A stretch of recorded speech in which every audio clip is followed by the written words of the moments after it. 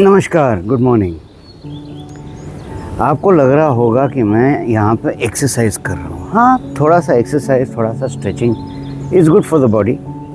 लेकिन सिर्फ एक्सरसाइज ही नहीं, एक और चीज़ होती है which I am showing by doing this thing.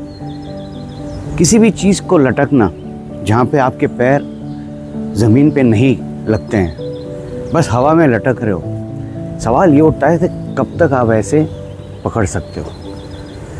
Life में भी ऐसे कई इंस्टेंसेस आती हैं जहाँ पे हमें बस होल्ड ऑन करना है, पकड़ना है कंप्लीट फोकस के साथ।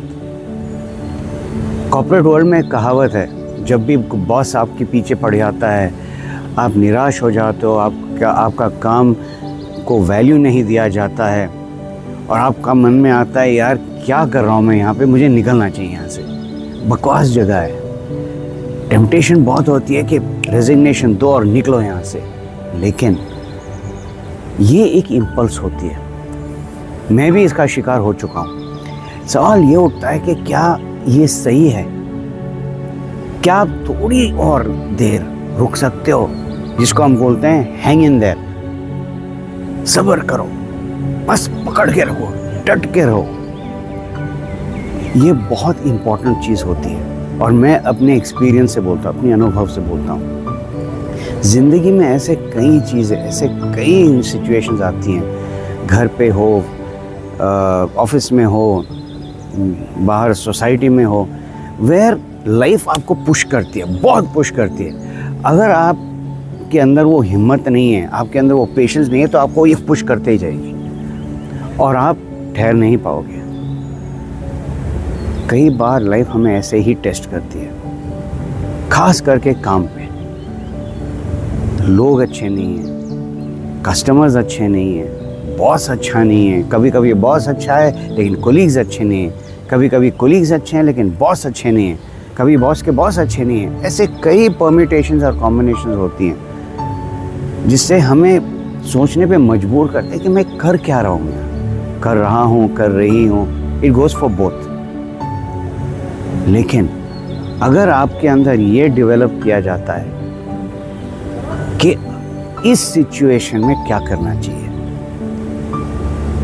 बहुत आसान है गिव अप करने के लिए, बहुत आसान है, क्योंकि मन को एक तरीके से शांति मिल जाती है, आपका डर निकल जाता है। बट दैट इज टेम्पररी, ये एक बैंडेड है। आपको करना है सर्जरी जो परमानेंट फिक्सचर हो। सर्जरी किस पे करना है आपको? अपने आप पे। सबसे पहले ये जानना ज़रूरी है और समझना ज़रूरी है कि ये लाइफ में होता रहेगा, और जितनी देर और जितनी टाइम आप भागोगे इस सिचुएशन से, चाहे वो बॉस से हो, चाहे वो घर से हो, चाहे वो समाज से हो, दोस्तों के साथ, खास करके इंडिविजुअल, सब लोग अच्छे बुरे, ऐसे अच्छा बुरे की बात नहीं है, हर एक का एक ब्लेंड होता है, हर एक का एक मिक्सचर होता है। लेकिन दिस इज़ लाइफ। लाइफ में ऐसी चीज़ें होती हैं, तो हमें समझना पड़ता है, और समझ शुरुआत होती है खुद से कि आप कैसे बिल्ड हो, आपका बिल्ड कैसा, आपका सोचने का तरीका कैसा है, आपका टेम्परामेंट कैसा, आपके मूड्स कैसे हैं, आपकी अलाइनमेंट कैसी है, आपकी जो वैल्यू सिस्टम्स है वो क्या है। मिसाल के तौर पे पंक्चुअलिटी, क्या आप टाइम को वैल्यू करते हो, खुद के टाइम को और दूसरों के टाइम से? क्या क्वालिटी काम से आप उसको वैल्यू करते हो कि सब कुछ क्वालिटी के हिसाब से होना चाहिए, क्वांटिटी के हिसाब से नहीं? तो ऐसे कई चीज़ें जो आप अपने आप से सवाल करना है, तब जाकर आपको समझ में आएगी कि हाँ, इस सिचुएशन में मुझे क्या करना चाहिए। हाँ, जब सेहत की बात आती है, अपनी पीस ऑफ माइंड की बात आती है, श्योर डिसीजन लीजिए और उस सिचुएशन निकल जाइए, लेकिन आसानी से नहीं, आसानी से नहीं, परखना पड़ेगा। क्या यहाँ से निकलने से बाहर जाओगे इससे बेहतर मिलेगा, या इसी के जैसे मिलेगा, इससे बदतर मिलेगा? क्योंकि ये भी होता है, और 90% ऑफ द टाइम अच्छा नहीं मिलता है, सेम सिचुएशन मिलती है या इससे भी वर्स मिलती है। ये मेरा अनुभव है।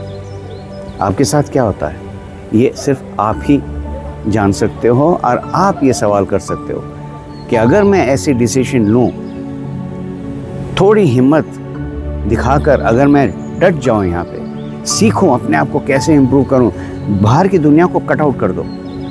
गंदा बॉस, गंदे लोग, गंदा गंदा गंदा गंदा, तो ये आप डेफिनेशन दे रहे हो ताकि आपके मन को शांति मिले। गंदा होता कोई नहीं, वो अपने हिसाब से चल रहे हैं। आपको अपने हिसाब से चलना है, आपको अपने आप को स्ट्रॉन्ग करना है, और वो तभी होगा जब आप अपने आप को संभालो और वहीं पे लटकते रहो, hold on, hang in their, और तब जाकर आपको सक्सेस मिलेगी।